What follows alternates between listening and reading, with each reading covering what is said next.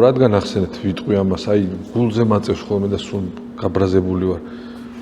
უცნაური ბიზნესის წარმოება იციან ქართველებმა. ახლახანს ვიყავით ოქტომბრის შუა პერიოდში ვიყავით პრაღაში. წყალიც კი უფრო იაფიღეს პრაღაში ვიდრე საქართველოში. დანარჩენ ყველაფერს თავი დაანებო. ამ სუპერმარკეტებმა საერთოდ საშინელებები ჩაატარეს. ხელფას რო აიღებ 3-4 რაღაცას იყიდ და მორჩა ხელფას ისეთი ფასები დაადეს. ისე საშილა და უნამუსოდ იქცევიან სუპერმარკეტები.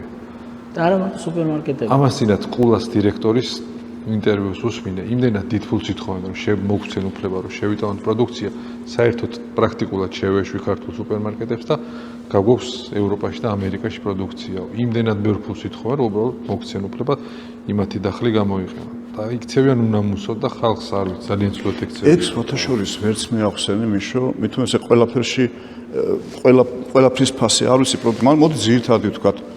ჩეხური ლუდი ყველაზე ძველი არის პლზენ ურკველი, ხო?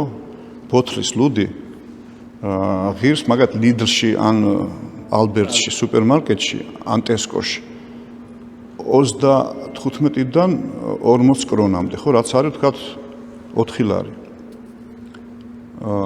ჩვენი ლუდებიც ეწევა ამ ფასში. მაგრამ რო აიღო შენ სტაროპრამენი ან გამბრინუსი ან კოზაკი, სასაცილო ფასი, რომელიც ხარისხიანი ლუდია, კარაქი ავიღოთ. დღეს ვიყიდეთ ის 11 ლარი. 11 ლარი არის 100 კრონი. 100 კრონად ლიდლში იყიდი ჩეხურ ორ კარაქს, რომელიც არის აი უგემრიელესი. და კიდე 10 კრონით დაგრჩები. და კიდე შემიძლია რაღაც ნომენკლატურებზე ვილაპარაკოთ. ეს ფასს წარმოქმნავე ვერ გავიგე. ეგრეძვი რატო ხირს იცით? იმიტომ რომ იქ რო შევიდეს და დადოს ძალიან დიდი ფული უნდა გადაუხადო სუპერმარკეტს რა. ხო, ანუ ეს მომხმარებლის ინტერესი მაინც არ არის დაცული. აბსოლუტურად არ არის. არ ვიცი, აი რაშიც დილეტანტი ვარ, მიშო ვერ გეტყვი, მაგრამ თვალში მეცამეთ კი მეც ფასებს შორის ესეთი სხვაობა რა. ბევრ ქვეყანაში ნამდვილად ავყოფილ ვართ ერთად მით უმეტეს, მაგრამ ევროპაში როცა ჩავსულ ვართ, ყოველდღე რესტორანში ვერ წავალ, როცა ბიუჯეტურ მოგზაურობას და საღამოს ლიდლში ვყიდულობთ რაღაცას და საღამოს ნომერში ვახშმოთ ასეთ. უბრალოდ გვეცინება ხოლმე რომ პირობითად ქართულზე რო გადაგვიყანე 50 ლარად, იმდენად ნოყიერად გვივახშმია 6 ადამიანს. რას ლაპარაკობ? დაგვილებია კიდეც. რასაც საქართველოში წარმოუდგენელია რომ ბევრი დაგვილებია. მეცაც გეტყვით ახლა. რესტორანში სადაც ჩემი შვილი მენეჯერიც არის და მეწილე 4 კაცი კარ ქართულ პურმალის.